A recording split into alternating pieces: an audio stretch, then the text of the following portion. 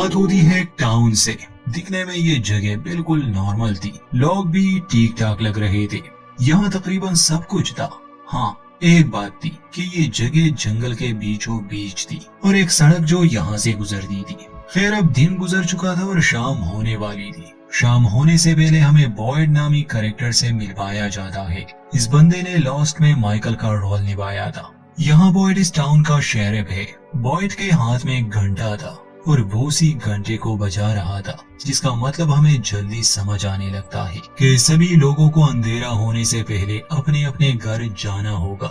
ये अजीब बात जरूर थी, मगर हर दिन बॉयड की यही ड्यूटी होती थी। इस टाउन में एक छोटा सा अस्पताल भी था और एक लेडी डॉक्टर भी थी जिसका नाम क्रिस्टी था। इस टाउन में एक चाइनीज कपल भी रहता था, एक बड़ी उम्र की औरत एलिजाबेथ, उसके पति साइमन सेन और बेटा केनी। एलिजाबेथ जो थी वो डाइनर में काम करती थी, वो एक शेफ थी। उसका पति साइमन वो बीमार था, इसलिए वो अस्पताल में ही होता था। एक नर्स और क्रिस्टी उसका ख्याल रखते थे और केनी यानी उनका बेटा असल में इस टाउन का डेप्यूटी था। वो बॉयड के साथ ड्यूटी करता था। केनी अक्सर अपने पिता से मिलने आता था और केनी को क्रिस्टी भी पसंद थी। खैर, अभी तक दोनों इतने क्लोज नहीं आए थे, मगर ये कहानी जितनी सीधी सादी लग रही है नहीं। इसी टाउन में एक बार भी है। अब जैसे कि रात होने वाली है और सभी को अपने घरों में जाना होगा। फ्रैंक नामी एक आदमी जो इसी टाउन में रहता है, वो शराब पीने बार में आया था। फ्रैंक की पत्नी भी है और एक बेटी भी।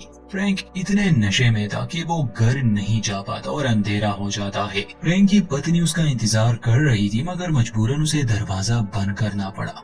खैर, अब ये दोनों माँ बेटी घर में ही होते हैं। बच्ची का नाम मेगन था, उसका कमरा ऊपर था। वो सोने की तैयारी कर रही थी, तभी उसे बाहर से एक आवाज सुनाई थी, जैसे बाहर कोई हो खिड़की के पास। उस समय मेगन की माँ नीचे थी। मेगन को एक बुजुर्ग औरत की आवाज सुनाई दी जो अंदर आना चाहती थी। मेगन जवाब में कहती है कि माफ करना, मगर मुझे इजाजत नहीं है। तो वो अजीब सी बुजुर्ग औरत कहती है कि फिक्र मत करो बेटा, मैं किसी को नहीं बताऊंगी, मैं वादा करती हूँ और मैं अपना वादा कभी नहीं तोड़ती। मेगन छोटी थी, नासमझ थी, इसलिए वो कर्टन को ऊपर करती है। बाहर वही बूढ़ी औरत खड़ी थी। उसने मेगन की ग्रैंड माँ का रूप लिया था, अजीब सी बातें कर रही थी। कहती है कि बेटा, मैंने तुम्हें बहुत मिस किया।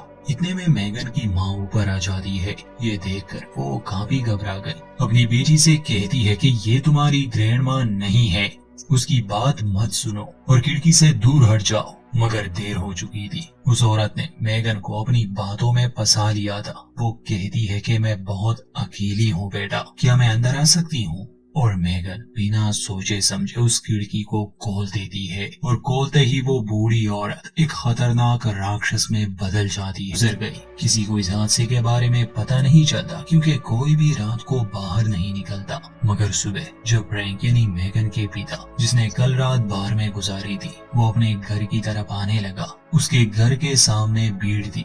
वो कुछ समझ नहीं पा रहा था। तभी बॉयड गुस्से में बाहर निकलता है, उस पर चिल्लाता है, उसे मारता है और कहता है कि तुम घटिया इंसान, मैंने तुम्हें क्या कहा था, तुम्हारी बच्ची है इसलिए तुम्हें खिड़कियों पर कील लगाने थे, पर तुम्हें तो बस शराब पीनी थी। बॉयड उसे कॉलर से पकड़कर ऊपर ले जाता है और कहता है कि नशा करने का बहुत शौक है ना तुम्हें, तो देख लो तुम्हारी वजह से क्या हुआ। फ्रैंक जब ऊपर के कमरे में अपनी पत्नी और बेटी की कटी हुई लाशें देखता है तो रोने लग जाता है। वो उनकी तरफ देखने से भी इनकार कर रहा था, मगर बॉयड को बहुत गुस्सा आया था और बार बार उसे कह रहा था कि अपनी आंखें खोलो और देखो इन्हें, ये सब तुम्हारी वजह से हुआ, इस सब के जिम्मेदार तुम हो।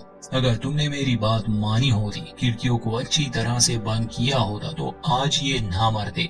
फ्रैंक दुखी तो बहुत था, रो रहा था, मगर अब क्या हो सकता है। बॉयड वहाँ से बाहर आता है और फादरी से कहता है कि अब तुम संभालो। ये फादरी भी कहानी का अहम हिस्सा है। अब जैसे कि हम जान गए कि यहाँ खतरा किस चीज से है, और ये भी कि ये सभी लोग यहाँ फंसे हैं, ये यहाँ से नहीं निकल सकते।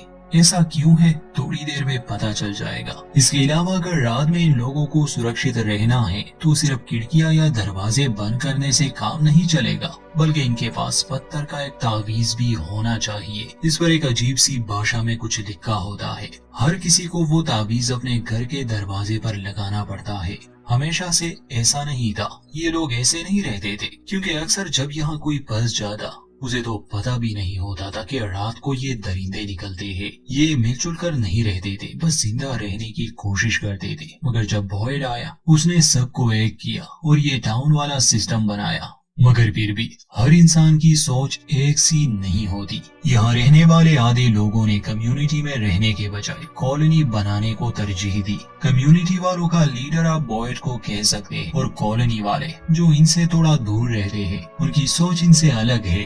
वो एक आजाद जिंदगी गुजारते हैं। उनकी इंचार्ज डोना नामी एक औरत है और वहाँ पर बॉयड का बेटा भी है। अब ऐसा क्या हुआ होगा जो ये लोग यहाँ दो ग्रुपों में बढ़ गए, ये तो आने वाली कहानी में पता चलेगा। ये हादसा होने के बाद बॉयड आता है कॉलोनी वालों के पास और डोना से इजाजत मांगता है कि मैं अपने बेटे से मिलना चाहता हूँ। अब ऐसा था कि अगर कोई कॉलोनी में रहता था तो वो कम्युनिटी वालों के पास नहीं जा सकता था, और अगर कोई कम्युनिटी में रहता था तो वो कॉलोनी वालों के साथ रहने नहीं आ सकता था। ये फैसला इन्हें शुरू में ही करना पड़ता है। रिकी यहाँ काफी समय से रह रहा है और उसकी एक गर्लफ्रेंड भी है। रिकी को पेंटिंग का बहुत शौक था, मगर बॉयड और रिकी के बीच का रिश्ता अच्छा नहीं था।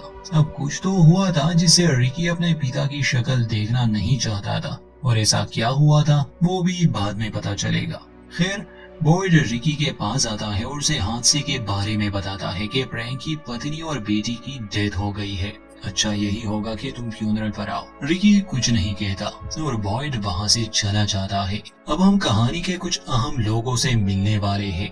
एक परिवार, आदमी का नाम है जिम मैथ्यू, पत्नी का टेबेटा, बेटी जूली और बेटा ईथन। ये लोग वेकेशन पर निकले थे अपने आरवी में और काफी खुश भी लग रहे थे। चलते चलते ये हाईवे से उतर जाते हैं। ये सड़क जंगल के बीच से गुजरती थी। खैर, कुछ घंटे ड्राइव करने के बाद इन्हें रुकना पड़ता है क्योंकि सामने सड़क पर एक पेड़ गिरा हुआ था। ये लोग हैरान थे, नीचे उतरते हैं। जिम कहता है कि शायद कल रात तूफान आया होगा और हवा ने पेड़ को उखाड़ लिया। भारी भरकम पेड़ था, हटाना मुश्किल था और कोई शॉर्टकट भी नहीं था। ये लोग सोच रहे थे कि करे तो क्या, क्योंकि अब इनके पास एक ही रास्ता था, वापस जाने का रास्ता। ये बातें चल रही थी कि तभी ढेर सारे कौवे वहाँ आते हैं और वो आवाजें निकालने लगे, जिससे वहाँ का माहौल काफी डरावना बन जाता है। टेबेटा को डर लग रहा था, उसे बच्चों की भी फिक्र थी। जिम से कहता है कि हमें जल्दी यहाँ से निकलना होगा। टेबेटा की बात मानकर जिम गाड़ी में बैठता है और वापसी का रास्ता अपनाता है। मगर ये कोई आम हादसा नहीं था। कई घंटे गुजर जाते हैं मगर ये लोग हाईवे नहीं पहुँच पाते। टेबेटा जिम से कहती है कि तुम रास्ता भटक गए हो। जिम कहता है कि ऐसा मुमकिन ही नहीं, क्योंकि इसके अलावा कोई और सड़क है ही नहीं और मैं बस इसी पर ड्राइव कर रहा हूँ। ये लोग और इंतजार करते हैं मगर हाईवे नहीं आता, बल्कि ये लोग पहुँच जाते हैं उसी टाउन में। इन्हें आता देखकर टाउन के लोगों को हैरानी होती है, और हो भी क्यों ना, एक बार जब इस टाउन में आ गए तो यहाँ से निकलना नामुमकिन है। जिम के परिवार को अभी इस बात का अंदाजा नहीं है, मगर टाउन के लोगों को था। ये देखते हैं कि वहाँ फ्यूनरल चल रहा है, फ्रैंक की पत्नी और बेटी का। जिम बाकी सबको गाड़ी में रहने का कहता है और खुद नीचे उतरता है ताकि किसी से रास्ते के बारे में पूछ सके। बॉयड अपने लोगों को कहता है कि जैसे हमने नियम बनाए हैं, तुम में से कोई भी उनसे बात नहीं करेगा। फ्यूनरल खत्म होने के बाद जिम टाउन के लोगों से बात करने की कोशिश करता है, मगर हर कोई उसे नजरअंदाज कर रहा था। जिम और उसके परिवार को ये बात बड़ी अजीब लगती है, मगर तभी बॉयड आता है और पूछता है कि क्या मैं आपकी कोई मदद कर सकता हूँ। जिम उसे कहता है कि हाँ, बस हमें हाईवे का रास्ता दिखा दे। बॉयड पूछता है कि तुम्हारा परिवार भी साथ है। जिम हाँ में जवाब देता है। बॉयड उसे कहता है कि बस सीधा चलते रहो और तुम खुद देख लोगे। जिम उसे शुक्रिया कहकर चला जाता है। टेबेटा काफी परेशान थी। जिम से पूछती है कि क्या कहा उसने, तो जिम कहता है कि उसने कहा कि हम बस सीधा चलते रहे और हम पहुंच जाएंगे। हालांकि इस रास्ते पर जिम और उसका परिवार कई घंटों से ड्राइव कर रहे थे। फिर एक बार फिर से ये उसी रास्ते पर जाने लगे। कुछ समय के बाद ये लोग उसी टाउन में पहुंच जाते हैं।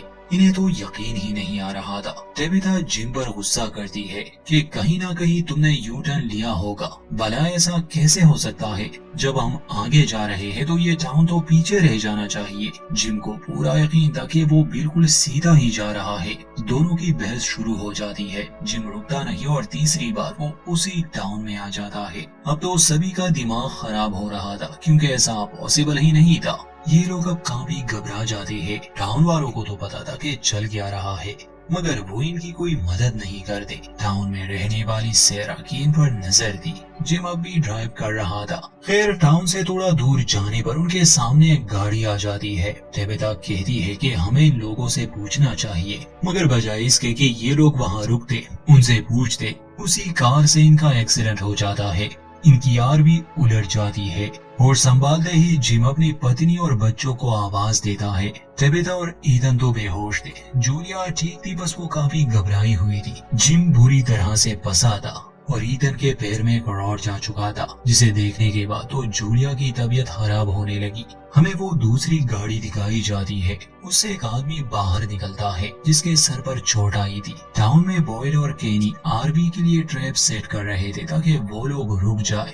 उन्हें दूसरी गाड़ी के बारे में कुछ नहीं पता था, मगर वो जख्मी लड़का लंगड़ाते हुए वहां पहुंच जाता है और उन्हें एक्सीडेंट की खबर देता है। मुसीबत ये थी कि अब शाम होने वाली थी और अंधेरे में क्या निकलता है वो तो अब हम जानते हैं। बॉयड केनी से कहता है कि तुम इसे जल्दी हॉस्पिटल ले जाओ, क्रिस्टी के पास। मैं उन लोगों की मदद के लिए जा रहा हूँ। इसे वहाँ पहुँचकर तुम भी आना और अपने साथ कुछ लोगों को भी लाना, खासकर क्रिस्टी को। जिम की हालत बुरी थी, वो खुद को निकाल नहीं पा रहा था। बॉयड एक्सीडेंट वाली जगह पर पहुंचता है तो देखता है कि उस दूसरी गाड़ी में एक और आदमी भी था। उसका नाम जेड था।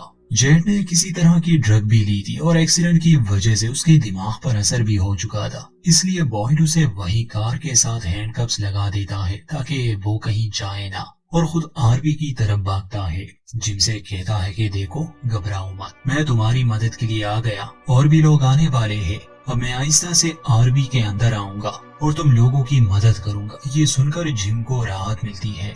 बॉयड जैसे ही आरबी के अंदर आता है, पहले तो टेबिता की पल्स चेक करता है, क्योंकि जिम को अभी तक नहीं पता था कि वो जिंदा भी है या नहीं। मगर बॉयड कहता है कि ये ठीक है, बस होश में नहीं है। फिर वो नीचे जाता है और देखता है कि ईथन काफी जख्मी है। खैर बॉयड सबको डराना नहीं चाहता था, इसलिए पहले वो जूलिया को बाहर निकाल देता है। वहाँ टाउन पहुंचकर केनी सबको इस हादसे के बारे में बताता है कि हमें मदद के लिए जाना होगा, खासकर क्रिस्टी को जो कि एक डॉक्टर है। केनी रिकी से भी कहता है कि तुम्हारे पिता वहाँ हैं, तुम्हें मदद के लिए जाना चाहिए। रिकी कुछ देर सोचता है, मगर फिर भी वो उनके साथ जाने के लिए मान गया। ये लोग शाम होने से पहले हादसे वाली जगह पर पहुंच गए। क्रिस्टी पहले तो जेड को देखने जाती है, मगर साफ लग रहा था कि उसने किसी तरह की ड्रग ली है, इसलिए वो अपने होश में नहीं था।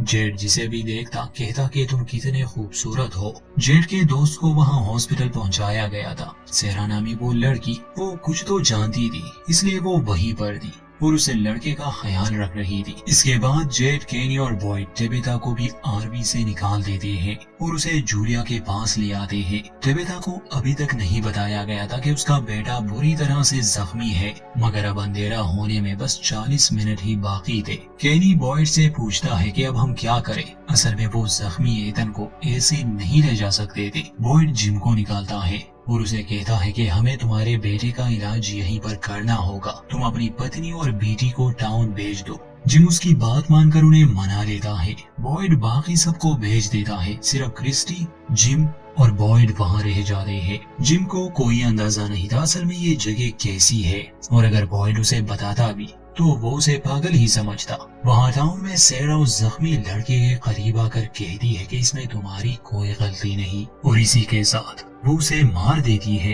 हालांकि उसे मारते समय वो बहुत रो रही थी, मगर वो रुकती नहीं। और तो और वो एक खिड़की को भी खुला छोड़ देती है। केनी, रिकी और फादर बाकी लोगों को, जिसमें अब जेड भी शामिल था, अंधेरा होने से पहले टाउन की तरफ ला रहे थे। बॉयड, क्रिस्टी और जिम आरबी में चले जाते हैं। क्रिस्टी ईथन का इलाज शुरू करती है। अचानक से उसे दौरा पड़ता है, मगर क्रिस्टी उसे संभालती है। टाउन की तरफ जाने वाले लोग अंधेरा होने से पहले पहुंच सकते थे, मगर वो ट्रैप जो बॉयड और केनी लगा रहे थे उसे हटाना वो भूल गए, जिस वजह से उनकी गाड़ी का टायर पंक्चर हो जाता है। अब वो सही सलामत वहां पहुंचते हैं या नहीं, ये आगे कहानी में पता चलेगा। अब अंधेरा हो चुका था। बॉयड आरबी के विंडोज कवर कर रहा था। ये बात जिम को अजीब लगती है, क्योंकि बॉयड दरवाजे पर वो ताबीज भी लगा देता है। ईथन को दौरा भी पड़ा, मगर क्रिस्टी उसे संभाल लेती है। जब बॉयड बाहर झांकता है तो देखता है कि वो दरिंदे इंसानी रूप में इस ओर बढ़ रहे हैं, और इसी के साथ इस एपिसोड का होता है अंत। चैनल के साथ जुड़े रहिए, अपडेट्स जल्दी मिलेंगे आपको।